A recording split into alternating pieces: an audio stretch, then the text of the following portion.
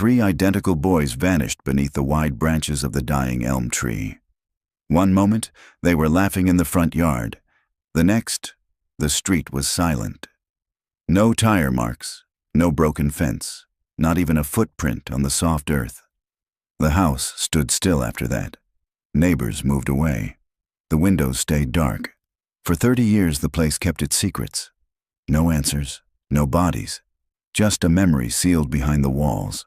Until last night, when the lights flickered on by themselves, and someone heard children's voices in the attic. Voices no one had heard since 1982. Before we step deeper into the mystery, hit subscribe or bookmark this story. You won't want to miss what's waiting inside the house on Broken Elm Street. The early June sun poured golden light over the cracked sidewalks of Broken Elm Street. Heat shimmered above the pavement, bending the edges of reality just enough to make the street feel both forgotten and quietly watching. Number 214 sat at the very end of the cul-de-sac, its shuttered windows and chipped paint giving it the tired look of a home that had not been spoken to in a very long time. Ben Ramirez wiped sweat from his brow with the edge of his shirt and pushed the crowbar further into the corner of the garage wall. The plywood was warped with age and brittle to the touch, but behind it, behind the drywall, something felt off. Why is there framing where it shouldn't be? He muttered, more to himself than to his wife, who was sorting boxes in the driveway. Lila Ramirez looked up from an old crate of dusty garden tools. What? This whole section of the garage. It's weird, like someone deliberately boxed off a section and didn't finish the framing. She walked over, hands on her hips. Are you saying we're about to find hidden treasure or a family of raccoons? Ben grinned, though it was cautious. Let's hope it's not the latter. With a satisfying crack, the crowbar pried loose a large piece of drywall, revealing a hollow space behind. Dust swirled in the shaft of sunlight beaming through the small garage window. And then they saw it. A wooden crate, wedged between the studs and the old concrete slab, sealed in a space barely 3 feet deep. Time had turned the wood gray and the iron hinges a deep, brittle red. A child's name was scribbled across the top in faded permanent marker. Danny. Lila's breath caught. What the hell? Ben knelt, brushing away cobwebs. This doesn't feel right. The crate wasn't locked, just sealed shut with old nails that had long since loosened. With slow fingers, Ben lifted the lid. Inside, the dust clung like ash to objects that should not have been there. Not in a boarded-up corner of a garage. Not left like this, not forgotten. A toy fire truck, its wheels missing, a tangle of yo-yos. A laminated school library card with Evan Cooper, written in blocky handwriting. A red and blue spiral notebook filled with backward letters and stick figures. And, at the bottom, a faded Polaroid. Lila lifted the photograph carefully, as if it might disintegrate. Oh my God. 3 boys, identical in appearance, smiled at the camera in matching red jackets. Their arms were around each other. Behind them, unmistakably, was this very house. Its porch rail still crooked. The same siding, the same cracked sidewalk leading up to the front steps. She turned the photo over. No date, no names. Ben stood slowly, brushing his hands on his jeans. Triplets? I think so. They exchanged a long look. Something cold crept between them, despite the heat outside. Lila stepped outside the garage, the Polaroid still in her hand. She pulled out her phone and searched. Triplets missing Broken Elm Street. It didn't take long. Missing persons. 1989. Daniel, Evan, and Miles Cooper. Age 7. Last seen riding their bikes home from school in Rosewood County, Texas. There were photos. There were their faces. Ben appeared beside her, reading over her shoulder. They disappeared from this street. Lila nodded slowly. I think they lived right across the road. They turned together, gazing across the quiet, tree-lined street. A modest brick home stood directly opposite their driveway, its lawn slightly overgrown. its porch shaded by a creaking awning. Wind brushed through the trees, lifting dry leaves along the sidewalk like whispered memories. The house looked still. Ben broke the silence first. "We need to report this." "Of course," Lila said, but her voice had changed. There was something tender in it now, a softness shaped like sadness. She looked back at the photo again, those little boys smiling, oblivious, still alive in that single captured second, frozen in a moment someone had desperately hidden. The police arrived by late afternoon. 2 cruisers, 1 detective in an ill-fitting blazer. They took photos of the items, bagged everything with plastic gloves, and asked questions in clipped, procedural tones. "This case is cold as the Arctic," one officer murmured as he zipped a plastic evidence bag shut. "Been closed since '94. No leads in over 20 years. Detective Kwan was polite, efficient, and entirely uninterested in speculation. "We'll log the evidence, reopen the file, and follow up if anything new comes up," she said, handing Lila a card. "But don't expect a miracle. These boys have been missing for 35 years. Ben nodded respectfully, but Lila lingered behind.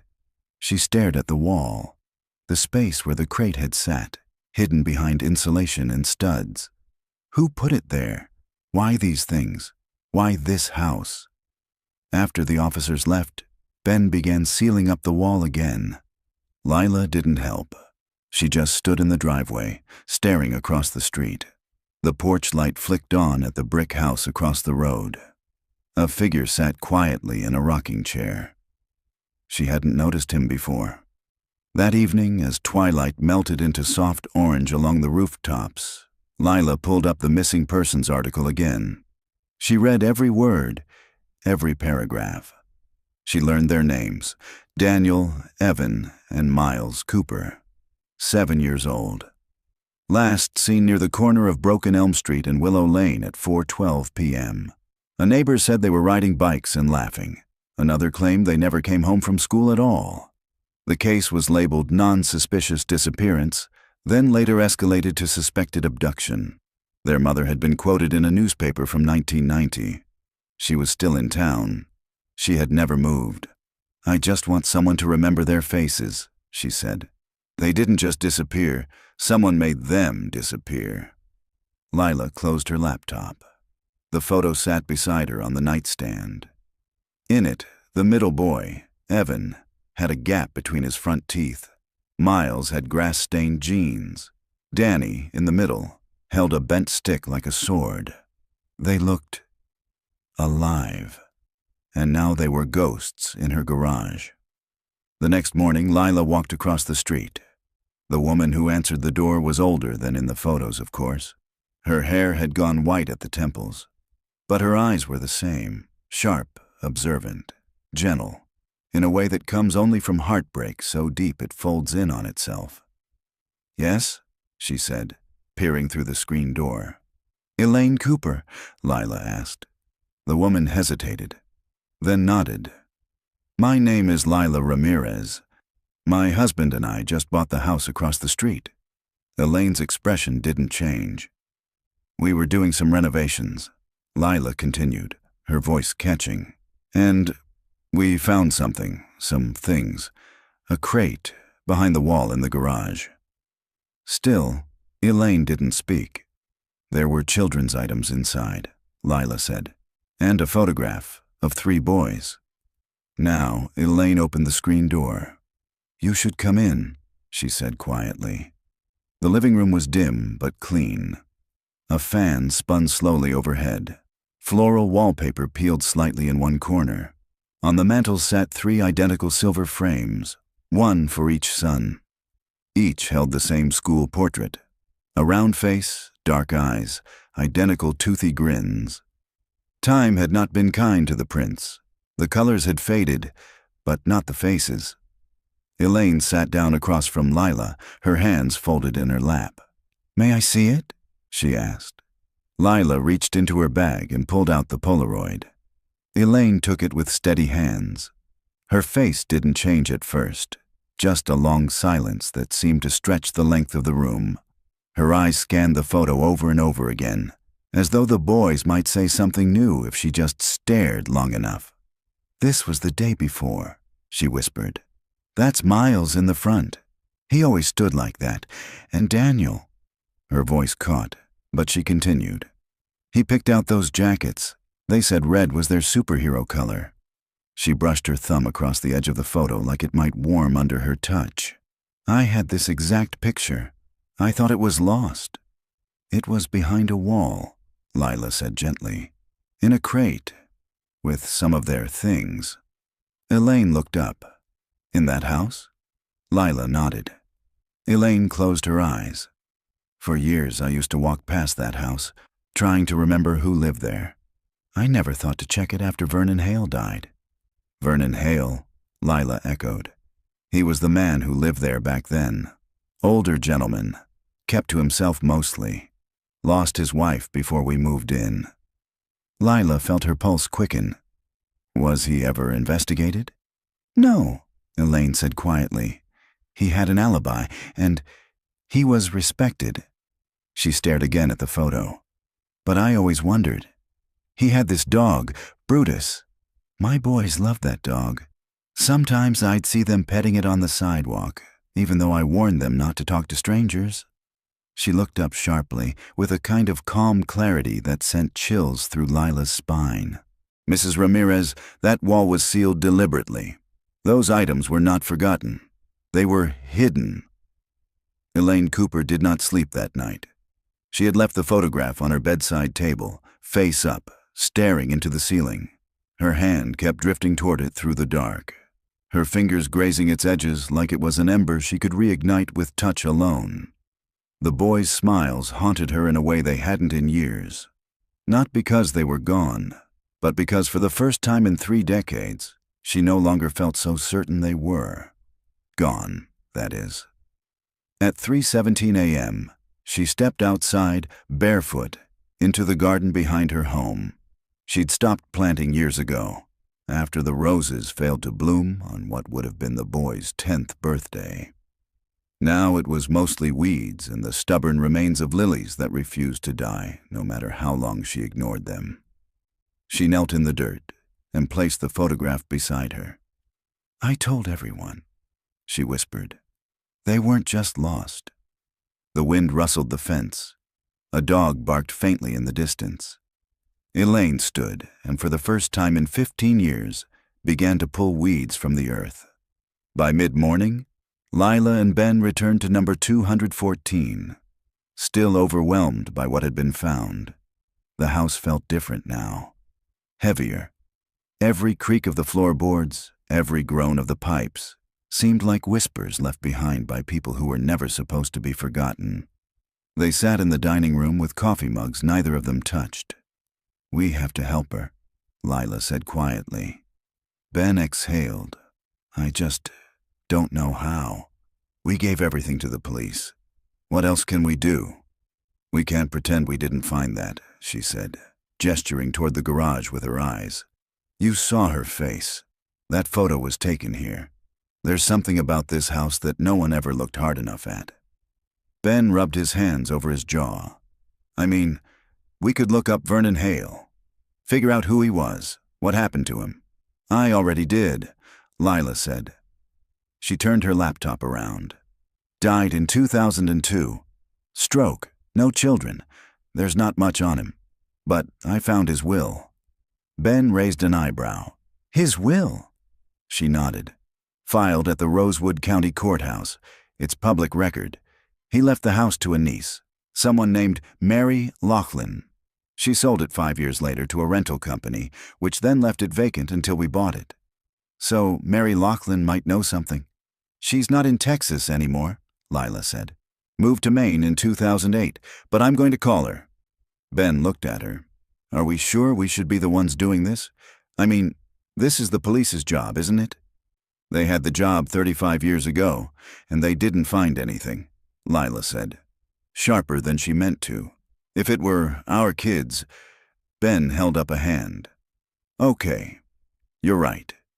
Outside, clouds began to gather over the street, dimming the morning sun into a flat gray. Elaine returned to the Ramirez house that afternoon, her fingers stained with dirt, the photograph still clutched in one hand. She knocked once and waited. Her composure was back, calm, watchful, almost regal in its restraint. But Lila noticed how tightly she gripped the photo. "Come in," Lila said, stepping aside. Elaine's eyes moved over the house as she entered. The walls, the lighting, the hallway. It was muscle memory, watching for details. She had spent so long imagining this space. "Was anything else found?" Elaine asked softly. "Just the box," Lila said. "Some toys, school papers, and the room itself. It was sealed." Ben nodded. 2x4s and drywall, layered in. Nothing fancy, but deliberate. Elaine looked around again. "Did he have a dog?" she asked. Ben blinked. "What?" "Vernon Hale. Did you find evidence of a dog? Chew marks, claw scratches, dog bowls, anything?" "No," Lila said, frowning. "Why?" Elaine turned toward the front window and pulled aside the curtain slightly, staring out at the yard. "My boys loved his dog," she murmured. "A big retriever. They'd pet it on their way home from school, talk to it through the fence. I used to warn them about strangers, but a dog like that, it lowers your guard." "You think the dog was used to lure them?" Lila asked. Elaine didn't answer right away. Then she nodded. "I think it started with the dog, then with kindness, then with trust." That evening, Lila placed a call to the Rosewood County Records Office and asked for a copy of Vernon Hale's property plans. She was surprised when the clerk said, "That's funny. You're not the first person to ask for those. Someone came by last year. Do you remember who?" The clerk paused. "No name, just some guy.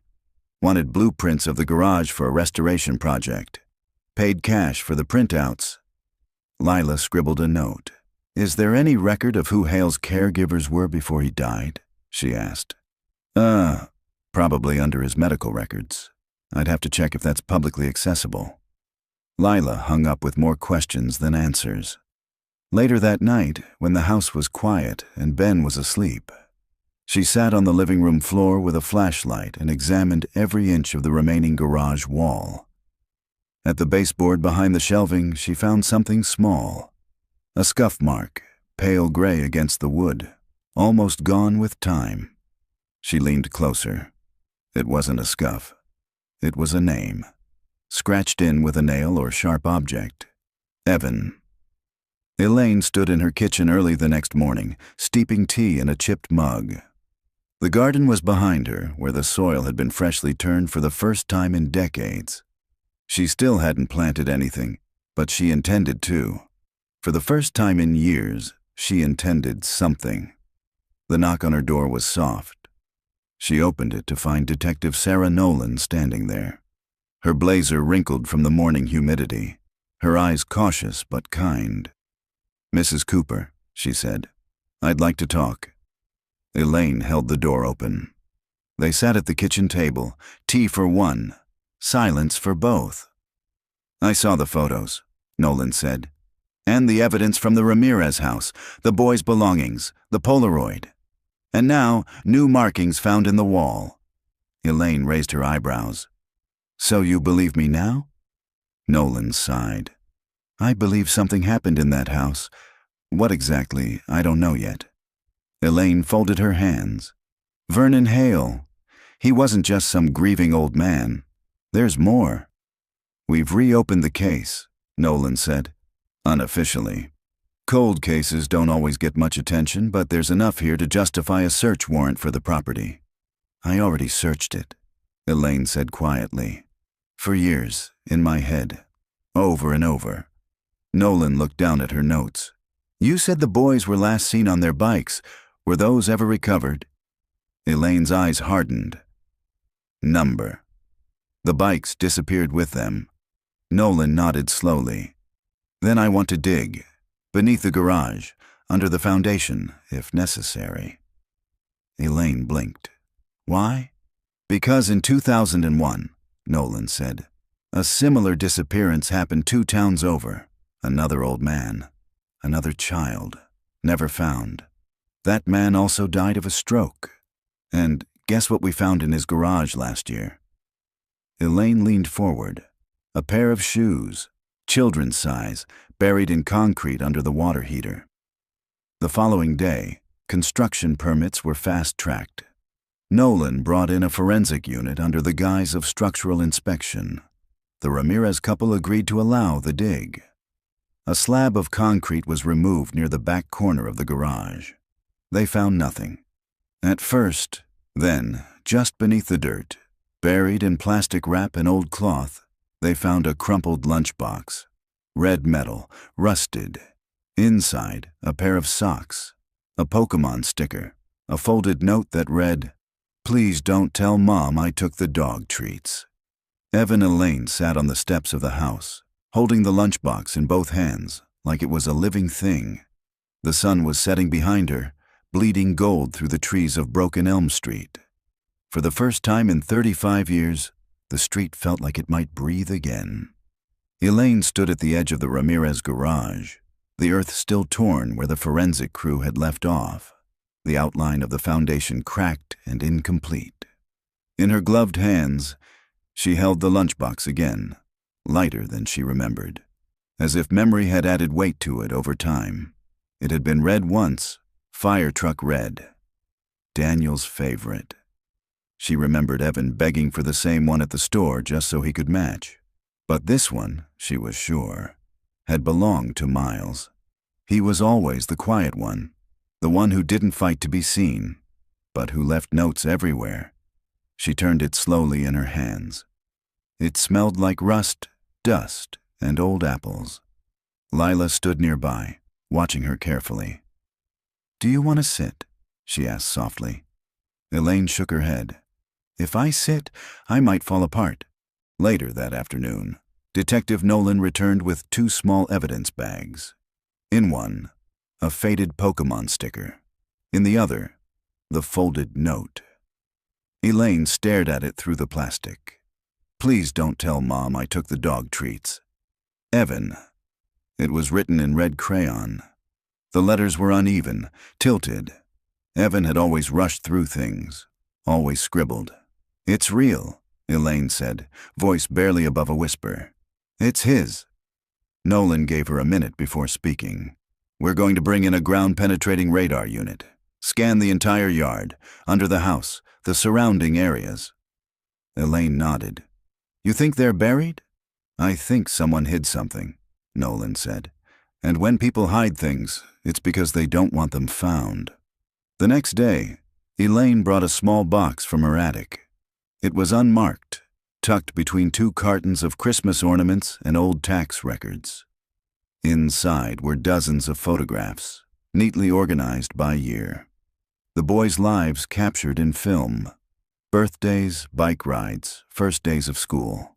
3 nearly identical faces, yet to her, they were always different. She laid them out on her kitchen table, one by one. Daniel, always the one grinning just a little too wide, his hair stuck up no matter what she did. Evan, the tallest by a smidge, always with dirt on his knees. Quick to argue, quicker to hug. Miles, calm, sweet, the thinker.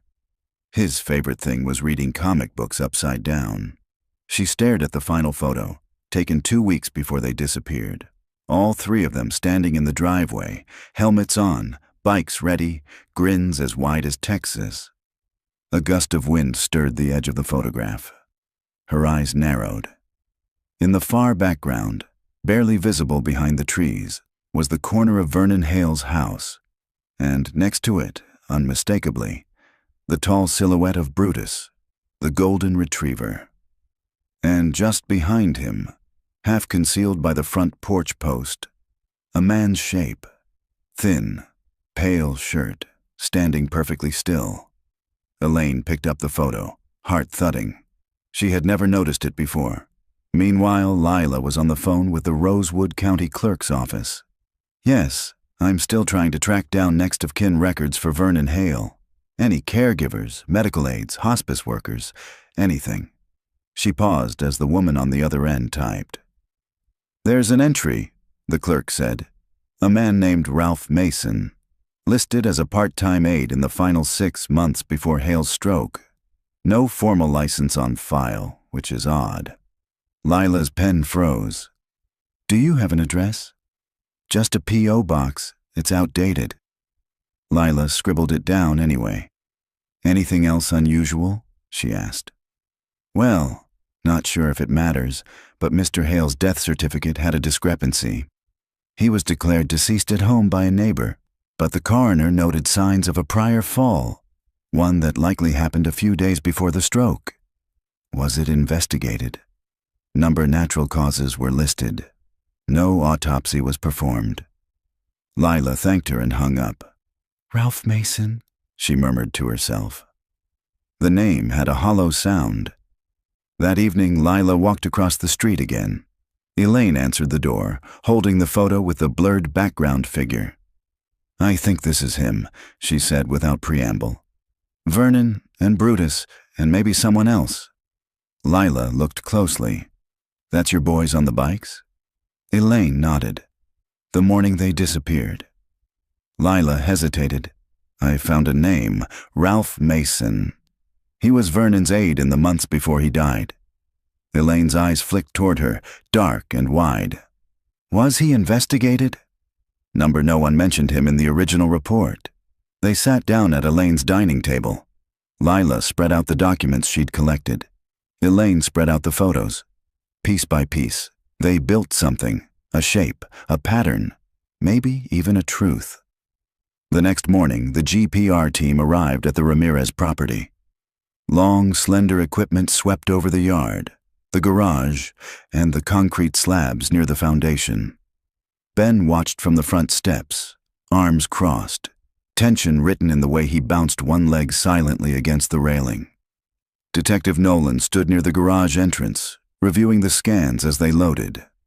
One of the technicians paused. "Ma'am?" Nolan stepped forward. "What is it?" "There's a void under the rear corner of the foundation, about 5 feet by 3, unnaturally shaped. It doesn't match any plumbing maps or known construction features." "Depth?" 4 feet down. Could be a crawl space, could be a sealed pit." Nolan's jaw tightened. "Mark it," she said, "and get the excavator." Elaine waited on the sidewalk, hands clasped tightly, her garden gloves forgotten in her pockets. The digging took hours. Lila joined her, arms folded, eyes never leaving the work site. At 4:17 p.m., the excavator operator shut off the engine. The crew began to dig by hand. Minutes passed. Then a call rang out. "Found something!" Everyone rushed forward. A plastic-wrapped bundle. Another. 3 in total. But when the bags were opened, carefully, respectfully, they didn't contain bodies. They contained bicycles. 3 small, rusted children's bikes. Still intact, still painted in bright colors faded by time, each with a laminated tag tied to the handlebar. Daniel, Evan, Miles. Elaine covered her mouth with both hands. Her knees buckled, and Lila caught her before she could fall. "They were here," Elaine whispered. "They were here." Detective Nolan knelt beside the bikes, examining the name tags. "They buried the bikes," she murmured, "but not the boys." That night, Elaine sat on her porch, the photo of her sons clutched in one hand, the red lunchbox beside her. "I always said," she whispered, "they didn't just disappear." Across the street, the garage light flickered once and went out. She didn't move. The wind stirred the leaves of her overgrown garden, and for the first time in years, it didn't sound like silence. It sounded like breathing, like a house exhaling, like something long buried beginning to rise. It started with Brutus. Elaine hadn't spoken the dog's name in years, not since a faded memory surfaced one sleepless night. A flash of the boys laughing, all 3 huddled around the golden retriever like a secret pact was being made in fur and slobber. Daniel had insisted the dog liked him best. But it was Miles who carried dog treats in his pockets. The good kind, bacon-shaped. They had loved that dog.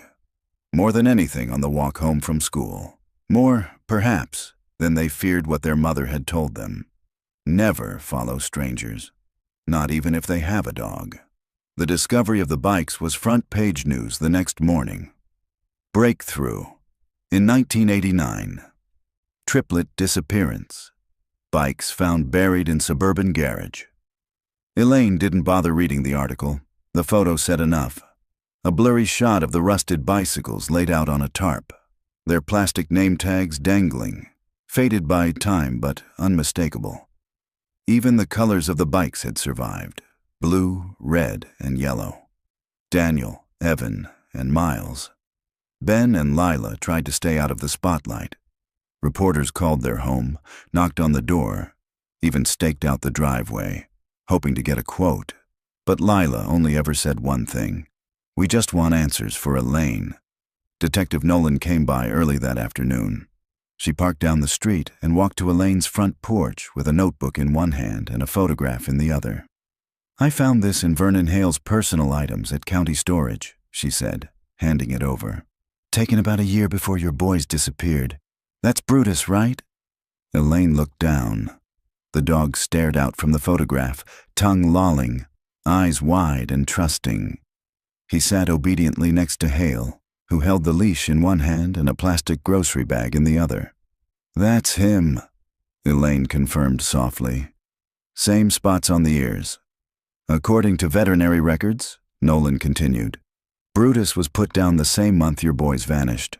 The paperwork said he was aggressive." Elaine's brows furrowed. "Aggressive?" "He never bit anyone before, correct?" "No," Elaine said. "Never." "That's what I thought," Nolan murmured. "I think the dog saw something, or reacted to something, and someone wanted him silenced." Elaine's grip tightened on the photo. "They didn't silence my boys, though." "Not completely."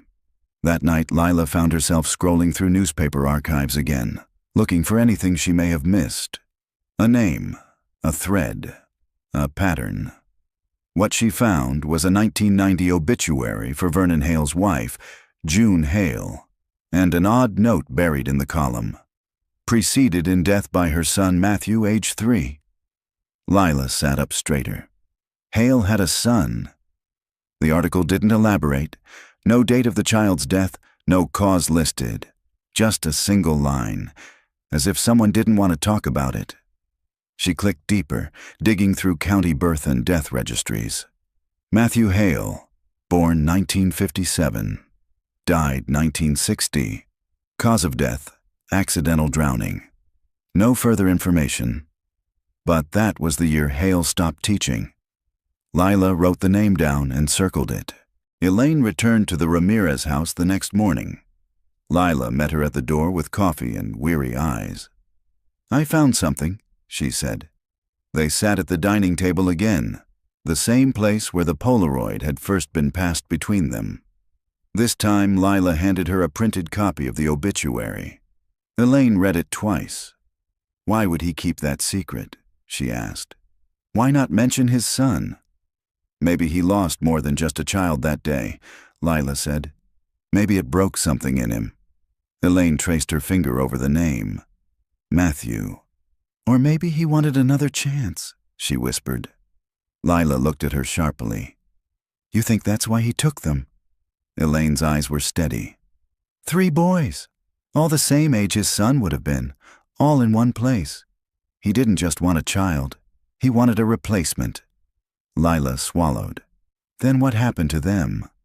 Elaine shook her head. I don't know, but I don't think he acted alone. Detective Nolan's investigation was evolving. She tracked down the hospice records for Hale's final year. Sparse, but just enough to confirm what Lila had found. Ralph Mason had been a caretaker for several elderly patients in the area, but had never filed for a license, and no one seemed to know where he'd come from. Nolan got a break when a bank flagged a dormant safety deposit box registered to Mason, accessed once in 2003, and then never again. The box was in Lubbock. Nolan got a warrant. Inside the box were the following: a driver's license under the name Harold Moss, several passports, all expired, under different names, a single photo, 3 boys sitting on a wooden bench. Their backs were to the camera, but the shape of their heads, the curve of their shoulders, it was them. And the photo was dated July 18th, 1990, 10 months after they vanished. Elaine stared at the photograph for a long time. "I knew it," she said. Ben leaned against the kitchen counter, arms crossed, staring at the photo over her shoulder. They were alive. Nolan nodded, at least for a while. Lila spoke quietly. "But where were they taken?" "We traced the photo's watermark," Nolan said. "It was printed in Arizona. Small-town lab that's been out of business for decades. It's not much, but it's a lead." Elaine's voice was suddenly firm. "Then I'm going." Nolan hesitated. "It's not safe." "I don't care," Elaine cut in. "If someone out there knows what happened to my boys, I'm not sitting here while you ask questions. I've sat long enough." There was silence. Then Nolan nodded. "I'll take you." Ben looked at Lila. "What about us?" Lila met Elaine's eyes. "We go too." That evening, Elaine returned home alone. She stood in her bedroom and opened the drawer where she kept the boys' last birthday cards. Folded construction paper covered in marker hearts and rocket ships and crooked spelling.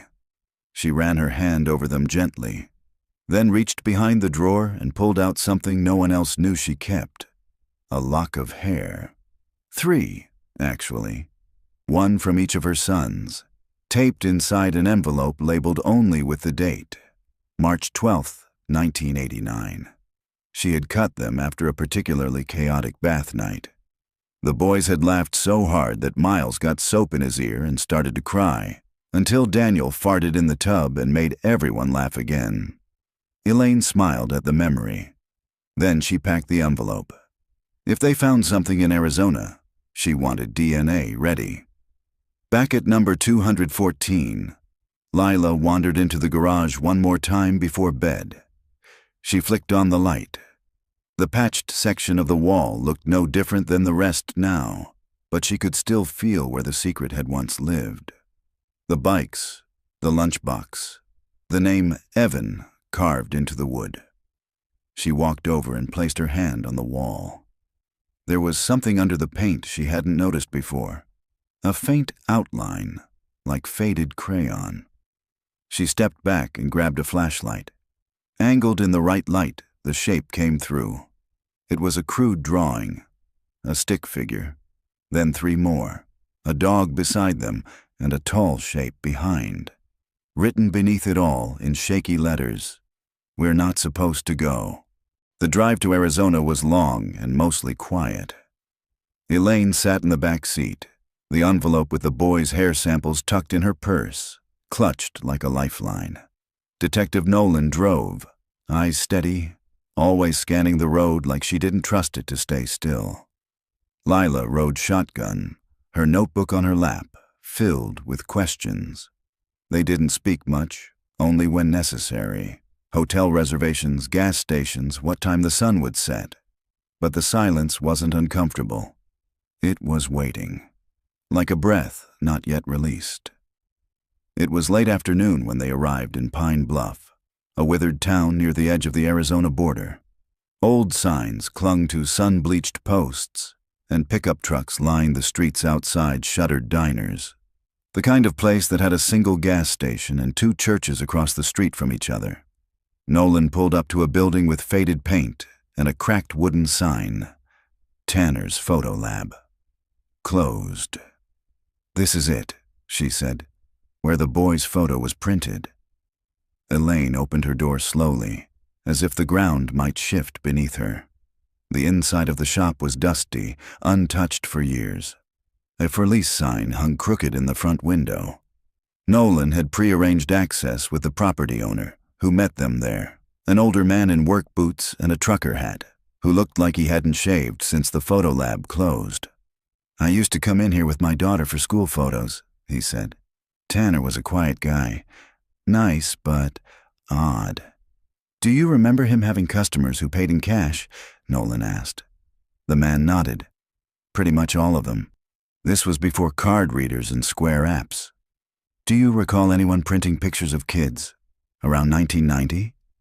He thought a moment. Couldn't say. But there was one guy.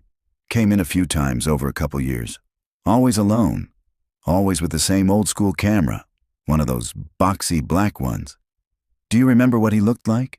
Thin, white, tall, beard some days, clean-shaven others. Eyes like he didn't sleep. Ralph Mason?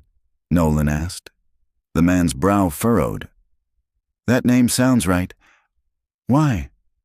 Nolan showed him a copy of the passport photo from the safety deposit box. The man nodded slowly. Yeah, that's him. He didn't say much, but he always had photos of kids. Said he worked at a camp. What kind of camp? Didn't say. Just that he kept them off the streets. Elaine's hands clenched into fists at her sides. Back at the motel that evening, Nolan spread out the evidence on the bed. The boy's photo, the forged IDs, the envelope of DNA samples. I've contacted a forensics unit nearby, she said. We're submitting the photo for timeline analysis. In the meantime, there's another lead, a property registered to one of Mason's aliases, Harold Moss, just outside of town. What kind of property? Lila asked. A trailer, rural, no utilities on file, but someone's been paying the land tax every year in cash. Elaine looked up sharply. We're going. The trailer sat at the end of a dirt road, surrounded by scrub brush and rusted fencing. A mailbox stood bent near the gate, the name scratched out with black marker. The place was quiet, not abandoned, but waiting. Nolan stepped out first, hand on her badge. Lila followed, carrying a flashlight. Elaine stayed close, scanning every detail, the tire tracks, the footprints in the dust, the curtain fluttering in the window. They knocked. No answer. Nolan tried the door. Unlocked. Inside, the air was stale. Dust coated everything. A twin bed with thin sheets, a table, a kettle, a shoebox on the counter labeled Spring in black ink. Nolan opened it carefully. Inside, photographs, dozens of them. All boys, some older, some younger, some smiling, some blurry. All of them outside, on porches, at parks, in fields, always 3 at a time, but never facing the camera. Lila's voice cracked. Are these them? Elaine stepped forward. She picked up one photo. 3 boys sitting in a circle, backs to the lens, drawing something in the dirt. I know those shoulders, she whispered, even in black and white. Nolan took the box and began to photograph everything. They searched every corner of the trailer, closets, drawers, the old pantry. Nothing else, except the back room. It had once been a laundry room. The floor had been redone with plywood. A single bare bulb hung from the ceiling. Something about it was wrong. Elaine stood at the threshold, unmoving. There's something under us, she said. Lila shined her flashlight at the floor. A faint seam ran through the plywood, not natural aging. Cut edges. Something had been opened here, or hidden. They found a crowbar in the tool shed outside. The plywood lifted with effort, revealing a hollow space beneath the floor. Not deep, maybe 3 feet, lined with insulation and old fabric. And in the center, a locked metal box. Nolan pulled it out slowly. The lock was rusted shut, but broke with force.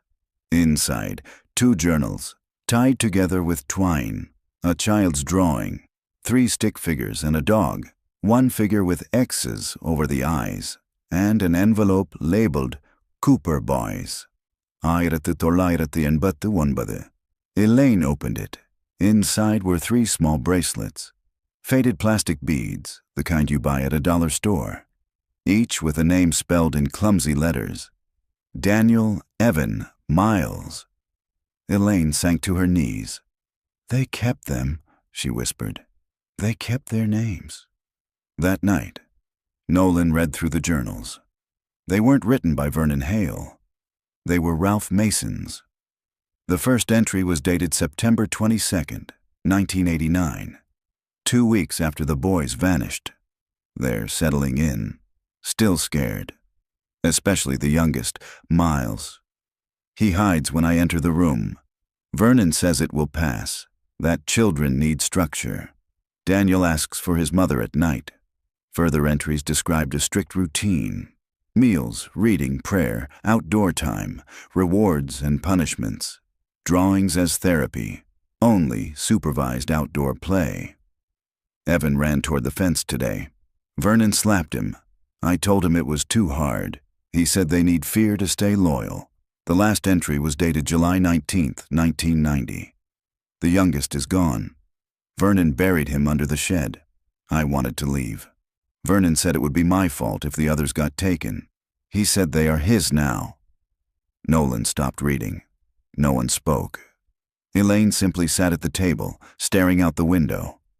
Tears rolled silently down her cheeks. In the morning, Nolan called the sheriff's office. Excavation at the trailer began within hours. Beneath the shed, they found a shallow grave. Inside, child remains. Male. Estimated age, 8. DNA tests would confirm it later, but Elaine already knew. It was Miles. Daniel and Evan, however, were nowhere to be found. Elaine stood at the edge of the shallow grave long after the forensics team covered it. The Arizona sun pressed down, hot and unrelenting, but she didn't move. Her hand rested over her chest, her heart hammering beneath her palm. She didn't cry. Not here, not yet. She had cried so much over the years that grief had become an organ, something that lived in her, always humming quietly in the background. Now it screamed. Miles. He had been the smallest, the gentlest. He used to tiptoe around the house early in the morning so he wouldn't wake his brothers. He'd whisper stories to the dog plushie he named Captain Barkley and tuck it into bed like it needed protection. They had failed to protect him. Or maybe, Elaine thought bitterly, they hadn't. She had. Back at the motel, the journals lay spread across the bed, open to passages Nolan and Lila kept rereading. The pages were warped from years of heat and neglect, but Mason's handwriting was sharp, almost obsessive. His thoughts ranged from fragmented to reflective to chillingly clinical. They see me as the helper. I bring food. I explain the rules. But Vernon is the voice they obey. He calls them the brothers, never by name anymore. Says names belong to the past. He keeps them separate now. Says it makes them less likely to plot. Lila flipped a page, her fingers trembling slightly. Miles doesn't eat unless I'm there. He cries without sound. I think he knows it's coming. Evan tried to fight back yesterday. He threw a toy at Vernon, said, "You're not my dad." Vernon locked him in the dark room for 12 hours. A few entries later, the tone shifted. They're older now. Daniel speaks in riddles. Evan stares at me like he knows something I don't. They don't call for help. They haven't in weeks. The silence is worse than the screaming. That evening, Detective Nolan met with the local authorities. Forensics confirmed the remains under the shed were consistent with Miles Cooper based on dental and DNA analysis. The sheriff's department opened a multi-state inquiry for Daniel and Evan under the assumption they may still be alive, or may have been moved before Miles's death. Elaine sat in the motel hallway outside the meeting room, hands clasped tightly in her lap. Her body shook, but her face remained composed. They knew he was gone, she whispered when Nolan returned. Daniel and Evan, they lived with that. For how long? We don't know, Nolan said gently. But the journals end in 1990. The last entry implies Miles died then. That means the other two were alive for nearly a year after the abduction. And after that, Lila asked from the doorway. Nolan hesitated. No trace. Not in Arizona. Not in Texas. Nothing. Elaine shook her head. They're out there. I feel it. Later that night, Elaine found herself sitting alone with the second journal, flipping through the final pages. One entry had been scrawled with such pressure the ink had bled through the page. He took them somewhere. Said he needed to start again. Said the desert was too exposed. He didn't trust me to follow. He took the Cadillac. Her breath caught. She flipped back to the photos. The same red Cadillac visible in the 1989 photo of the boys in front of Hale's house. The same make and model that now sat in a barn back in Rosewood County. Inside the fenced property Elaine had never been allowed to enter. By morning, Nolan had confirmed the vehicle. "Yes," she said.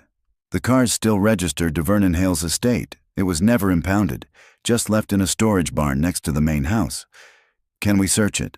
Elaine asked. "We already did when we reopened the case," Nolan said. "At least, the garage, not the barn. We didn't have cause to break the lock." "You do now," Elaine said, eyes hard. They returned to Broken Elm Street 2 days later. Elaine stood in her garden, the envelope containing the bracelets clutched in her hand. She hadn't stepped into the backyard of Hale's house since the boys disappeared. Not truly. She and Nolan, joined by local authorities, entered the barn together. Dust motes hung in the air like ghost lanterns.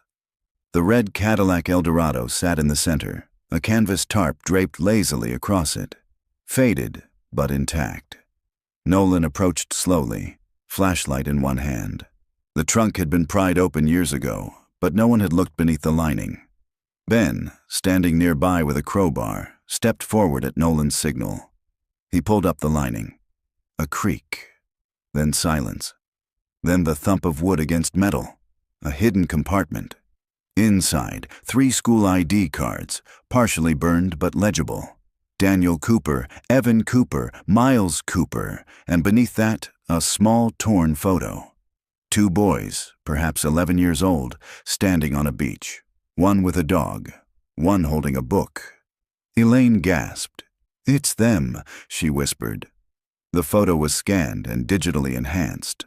A logo on the boys' T-shirt was traced to a private farm and youth outreach program established in 1992 in rural Texas under a new non-profit name.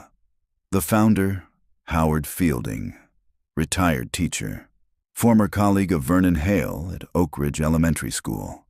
His name had never come up before. Elaine felt her knees buckle when she heard it. "I remember him," she said. "He taught science. My boys loved him." Nolan read the report aloud. Howard Fielding resigned suddenly in 1990, claimed early retirement. No transfer of pension, no forwarding address. Lila's voice was low. "Do you think he took them?" Nolan's face was grim. "I think Vernon gave them to someone he trusted." Elaine's eyes burned. "Then it's time we find him." The nonprofit still existed. The website was minimal, almost rustic. It described a faith-based agricultural community dedicated to helping at-risk youth find purpose through structure and care. It was called Howard's Haven for Hope. No phone number, just an address and a donation link. Elaine stared at the homepage photo, smiling boys in overalls shoveling soil. A man in the background, tall, silver-haired, smiling faintly. "Can we go?" she asked Nolan. "We can go," Nolan said, "but we don't go alone." The sun hung low over the Texas plains as Elaine, Lila, and Detective Nolan approached the gravel drive marked by a faded wooden sign. Howard's Haven for Hope established. 1992. Planting roots, growing lives. The letters had been freshly painted. The gate, however, was old, iron-wrought and manual. It creaked as Nolan pushed it open. Elaine's pulse quickened as the car rolled forward. Ben had stayed behind in Rosewood, too shaken to face what might come next. But Elaine needed to be here. Her boys might have walked this same road, might have lived in one of the buildings now silhouetted against the dusty horizon.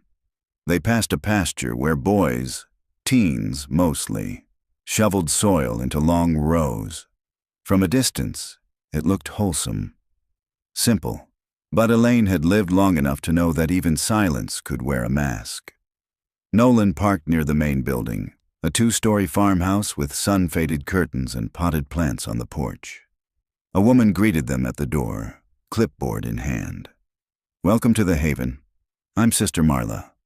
She was in her 60s, short white hair under a straw sun hat. Her voice soft but firm. "Are you here for a tour, or—" "We're here to speak with Mr. Fielding," Nolan said, flashing her badge. "Is he on site?" Sister Marla's smile faltered. "I believe so. He was in the greenhouse earlier, but he may have gone back to his residence." Nolan nodded. "Please let him know the Rosewood County Police Department has reopened a missing persons case, and we have reason to believe this property is involved." The woman's face paled. I'll find him." The greenhouse was warm and fragrant, filled with the scent of damp soil and lemon balm. Elaine stepped inside alone, her gaze sweeping over seedlings, hanging pots, hand-painted signs made by children. At the far end, she saw a man bent over a tray of tomato sprouts, humming a tune, tuneless but gentle. He looked up. Silver hair. A lined face. A soft smile, cautious but not unfriendly. "May I help you?" he asked. Elaine didn't answer at first. Her throat had tightened. His eyes narrowed. "Do I know you?" She stepped forward. "You taught my boys. At Oak Ridge Elementary." He blinked. His hand went still in the soil. "Daniel, Evan, and Miles Cooper," she said. "They vanished in 1989. A long pause. "I remember them," he said softly. "Smart boys, gentle, always together." Elaine studied his face. "What happened to them?" He glanced down at the seedlings. "I don't know." She took another step forward. "But Vernon Hale gave them to you." He said nothing. Then, "They were scared when they came. Confused. Vernon said their parents had abandoned them, that they needed structure." "They were stolen," Elaine said. "And you knew it." His voice dropped to a whisper. "I didn't ask questions. I told myself I was helping." "Where are they now?" she demanded.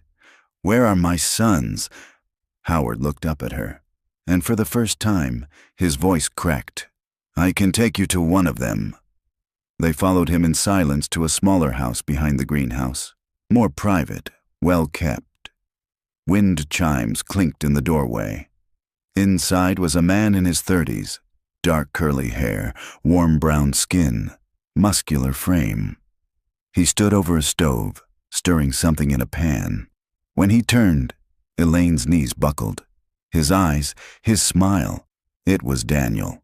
He looked exactly like her husband, exactly like himself at 7, but grown. "Mom?" he whispered. Elaine stepped forward, trembling. "Danny?" He looked to Howard, then back to her. "I don't remember," he said. I was told you died, that you were in jail." Elaine choked on a sob. Nolan moved quietly toward the door, giving them space. Lila placed a hand on Howard's shoulder. "You took them in," she said, "but you never told them the truth." "I didn't know how," Howard whispered, and then too much time had passed. Daniel, who had been going by Ferdinand, sat with them under the porch awning. He explained everything. "I remember the house," he said. "Broken elm, and Brutus. But I thought it was a dream. We were told we were immigrants, that we had been rescued." Elaine nodded slowly. "After Miles." He stopped, throat tight. "We left Vernon's trailer, came here." Nolan asked gently, "Do you know where Evan is?" Daniel nodded. "He's still on the property. We work different sides of the program, but there's more." He hesitated. "There's a third brother." Marco Elaine's brow furrowed. "Marco? We're triplets, but we were told he was one of us, that he was the brother." I didn't question it. "He looks like us." Nolan stood abruptly. "How many young men here look like you?" Daniel answered softly. 3. Within an hour, Nolan and local law enforcement had detained Howard Fielding and locked down the property. Evan, going by Diego, was found in the main office. He froze when he saw Elaine, but collapsed into her arms as soon as she spoke his name. I remember your voice, he whispered. They found Marco at a private cabin nearby, watching over a group of younger boys in the garden. He was confused, disoriented, but he looked just like the others. Elaine knew him instantly. Miles' smaller eyes, Daniel's dimples, Evan's gait. Gabriel, she said. Your real name is Gabriel. In the barn, they found the Cadillac, still parked, still clean. In the glove compartment, 3 forged birth certificates, a notebook, and a photo Elaine had never seen before. The triplets, no older than 10, sitting by a riverbank, fishing rods in hand. No smiles, just stares, hollow and still. They had been missing from the world, but now they were found. Elaine watched the 3 young men from the motel window. Daniel, Evan, Gabriel. They sat on a bench in silence, shoulder to shoulder, sipping soda cans from the vending machine. No one spoke. Occasionally one would glance at the others, but they didn't make eye contact for long. It was as though some invisible thread bound them together, but so much time had passed that none of them knew how to hold it. She placed her palm on the window. She didn't cry, not yet. Detective Nolan briefed Elaine and Lila that morning. Howard Fielding is in custody. He's confessed to harboring the boys since 1990. Claims Vernon Hale brought them to him after things went wrong at the trailer. He said he was trying to save them from further harm. Lila scoffed. He built a lie around them. More than that, Nolan said grimly. He rebuilt their identities. All 3 boys had been issued falsified birth certificates under different names: Ferdinand, Diego, and Gabriel. Daniel had the oldest alias. Miles's replacement, Gabriel, had been adopted from another foster child Vernon had briefly taken in before his death. There was no legal record of the child ever existing after 1991. Elaine's voice cracked. So they replaced my son. Nolan nodded. It appears Gabriel was too young to remember much, but he grew up with the others. He doesn't know who he is, or who he isn't, Elaine murmured. A forensic team returned to the old trailer in Arizona. The discovery of Miles's grave led to a wider excavation around the area. Soil samples, partial remains, bones long decayed. By the end of the week, they had recovered items clearly belonging to other children. A shoelace bracelet, a melted action figure, a small denim jacket with the name Nico embroidered in the tag. This goes deeper than your boys, Nolan told Elaine. We believe there were others, not taken together, but hidden the same way, abandoned, swapped, rewritten. Elaine sat back in her chair. How many? We don't know yet, but they would. Elaine met with Gabriel alone the next morning. They sat in a park near the motel, under a pecan tree. She brought him lemonade. He barely sipped it. I don't know what you want from me, he said softly. Elaine looked at him, her voice calm. I want nothing you don't want to give. He stared at the grass. They say I'm not Miles, but I look like them. I feel like I belong to them. Doesn't that make it true? She reached into her purse and took out the 3 bracelets. She set them gently on the bench between them. These were theirs, she said. I found them in a box hidden under a floor, in a room no one knew existed. Gabriel looked down at the bracelets. Small, colorful, innocent. I wore one like that, he said. It said Gabe. Elaine nodded. That's your name now, but it wasn't always. He didn't speak for a long time. Then, can I keep them? She nodded. Keep all 3. Daniel sat with Lila that evening in the motel lobby. He had asked for her, not his mother, not yet. I need to understand something, he said. Were we famous? Lila hesitated. You were remembered. That's not the same. It's not. But your faces were in papers, on milk cartons. For years Daniel exhaled. And no one ever found us?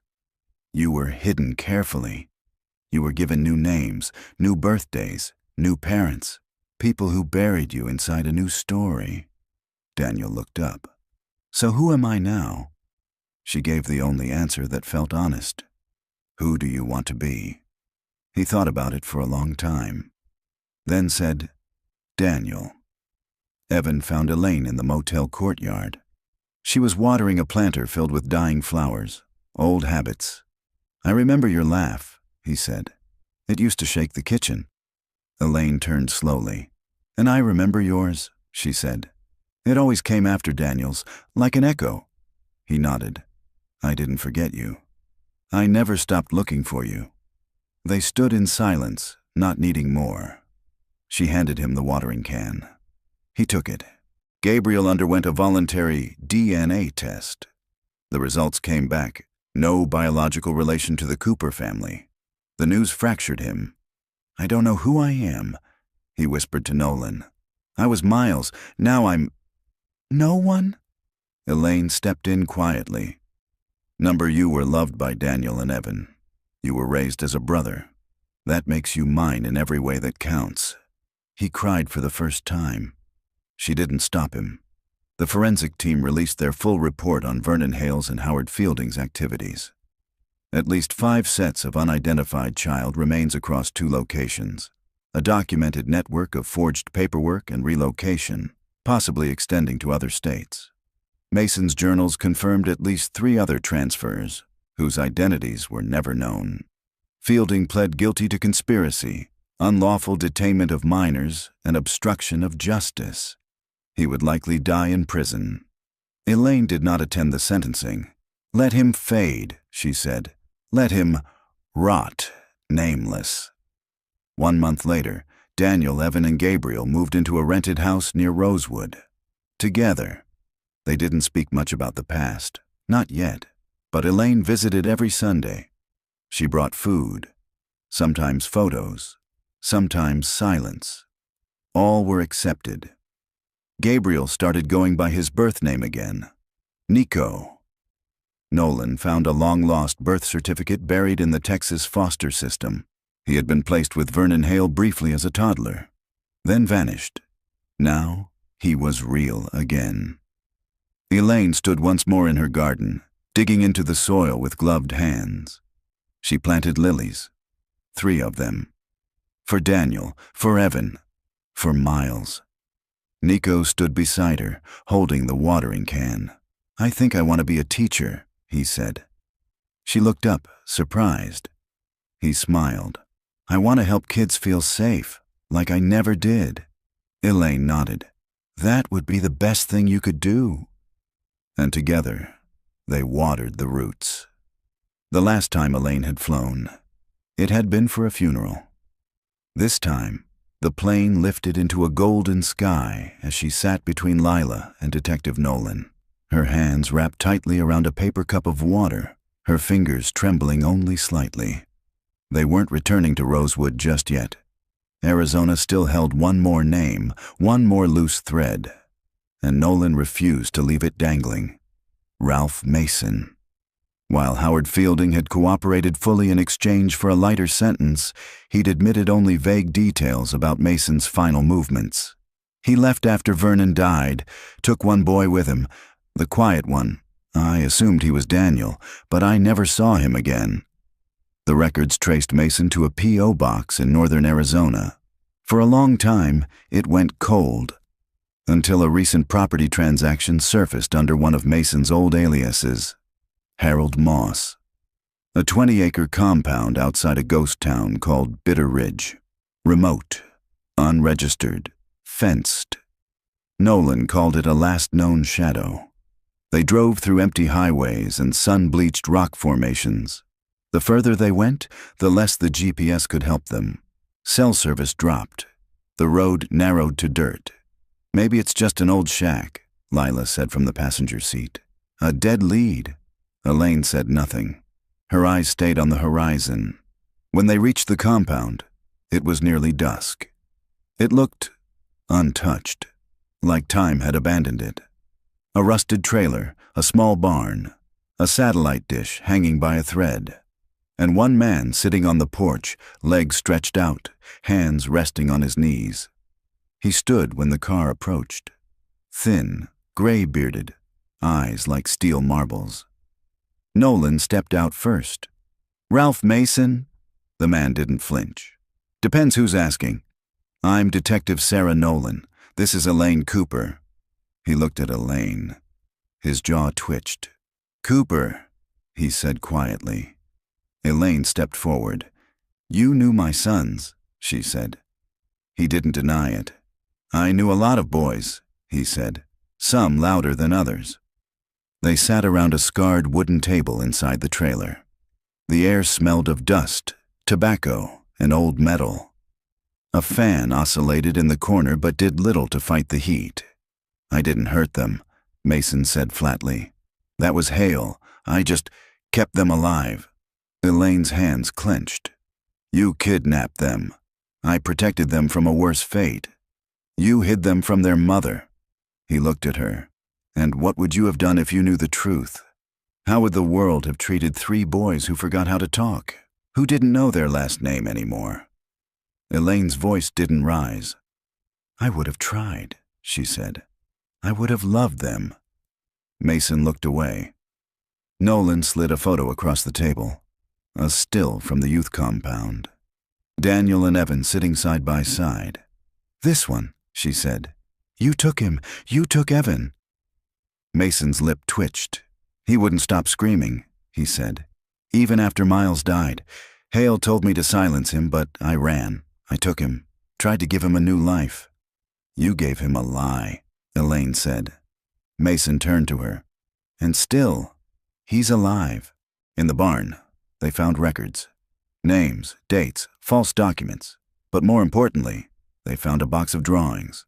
Crayon scrawls on aged paper. A dog, a house, a boy with a balloon. All signed, E. Cooper. Age 9. Elaine pressed them to her chest like scripture. "Why keep these?" Lila asked Mason later. "I had to remember something," he said. "Not everything I did was evil." Nolan stood. "You're going to be charged," she said. "Accessory to kidnapping, unlawful detainment, obstruction." Mason nodded. "I figured." "Why didn't you run?" she asked. He looked out the window. "I already did. 30 years ago. Been waiting for the knock ever since." Elaine returned to the motel with Nolan and Lila. She laid the drawings out on the bed. Evan arrived shortly after. He had insisted on coming, wanted to see for himself what Mason had kept. He stepped into the room, saw the drawings, and froze. His hand went to his mouth. "I did these," he whispered. "I remember the dog. I named him Spanner." Elaine took his hand. "You were never forgotten," she said. "Not even by the ones who didn't deserve to remember you." Evan pulled her into a hug. This time she let the tears fall. The next morning, the 4 of them sat outside the motel, sipping bad coffee and watching the sun rise. Nolan spoke first. "There's one more grave near the trailer. Bones are still being tested." Elaine didn't flinch. "I'm prepared for what we find," she said. "But I know who I have now." Lila added gently, "And you're not alone in this anymore." Nico arrived an hour later, having driven all night from Rosewood. Daniel, too. The triplets, though now different, sat together for the first time in full understanding of who they were and who they weren't. "I don't remember everything," Daniel said. "You don't have to," Elaine replied. "What matters is that you're here." The garden on Broken Elm Street was alive again. Elaine knelt in the dirt as dawn stretched light across the lawn. The lilies she had planted weeks ago were starting to bloom, their white petals rising through soft soil like delicate trumpets. Between them, she had added violets, for courage, and lavender, for memory. The house across the street, the Ramirez home, now held no secrets. The sealed walls were gone, the hidden relics removed. The garage had been renovated and opened to light for the first time in decades. But it was Elaine's home that now carried the real story. Not of horror, but of return. Inside, 3 chairs waited at the breakfast table. Daniel was the first to arrive. He knocked once, then let himself in. something Elaine had insisted on. His eyes were clear today, his posture stronger. "Morning," he said, placing a grocery bag on the counter. "I brought the good coffee." Elaine smiled. "Only took you 35 years to learn my taste." Evan came next, rubbing sleep from his eyes. He wore a hoodie with the sleeves pushed to his elbows, a habit he'd had since childhood. Elaine could still picture him crawling under the kitchen table as a boy, looking for cookie crumbs. Nico followed quietly, still soft-spoken, still uncertain, but slowly learning he didn't need a past to earn a future. Elaine poured coffee. They sat. No one spoke right away. Not out of discomfort, but because the silence no longer meant loss. It meant presence. That afternoon, the four of them walked to the cemetery outside Rosewood. A new headstone had been placed beside Elaine's late husband's grave. Miles Cooper, 1981 to 1990, our quiet light. Still shining. Daniel knelt beside it, a hand on the stone. "He didn't get to grow up," he said. "Not like us." "No," Elaine said, "but he made sure you did." Evan placed a folded drawing beside the grave, one of the crayon sketches recovered from Mason's trailer. It showed 3 boys and a dog under a crooked sun. One boy had wings. "He's always been with us," Evan whispered. Nico took a flower from the bouquet and tucked it behind the stone. No one cried. They simply stood, remembering. Later, back at Elaine's house, Lila joined them for dinner. The table was full. Roasted chicken, cornbread, salad, peach cobbler. Elaine insisted on cooking it all herself. "I don't know what to say," Daniel admitted as they sat. "Say you'll come back next Sunday," Elaine said. Evan smirked. "She's serious. She already planned the menu." Laughter bloomed. Even Nico smiled. Later, after dinner, they sat on the porch, Elaine in her rocker, the boys side by side on the steps. The cicadas hummed. The sky stretched wide. "There's something about this house," Nico said. "Even though it's not where we lived, it feels like home." Elaine looked at them all. "It's because you're finally here." Before bed, Elaine walked out into the garden one last time. She knelt and touched the soil beneath the lilies. It felt warm, alive. She took 3 smooth stones from her pocket and placed one at the base of each flower. Daniel, Evan, Miles. She paused, then added a 4th. Nico. The night was silent around her, but in her chest something bloomed. Not grief, not pain, but peace, a quiet strength that had waited 35 years to return. Elaine Cooper had not set foot on Broken Elm Street in 34 years, not since the day her 3 sons, triplets, all of 8 years old, vanished somewhere between their school bus stop and the cracked sidewalk outside their home. Not since the town fell silent around her, avoiding eye contact and questions they had no answers for. Not since the prayers dried up and the casseroles stopped coming. She told herself, year after year, that if the truth were buried anywhere, it was buried deep. But when a young couple renovating a house 2 doors down unearthed a rusted red lunchbox with the name Evan scratched into the lid, time collapsed like a shutter snapping shut. And suddenly, she wasn't a grieving mother anymore. She was a witness.